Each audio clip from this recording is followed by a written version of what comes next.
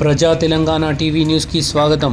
జగిత్యాల జిల్లా కేంద్రంలోని bypass road Saibaba temple ముందు శ్రీ విద్య ఫర్నిచర్ స్టోర్ను ప్రారంభించారు పట్టభద్రులు ఎమ్మెల్సీ జీవన్ రెడ్డి గారు మరియు డిఎస్పి రఘుచందర్ గారు, టౌన్ సిఐ వేణుగోపాల్ గారు స్టోర్ యాజమాన్యానికి శుభాకాంక్షలు తెలిపారు.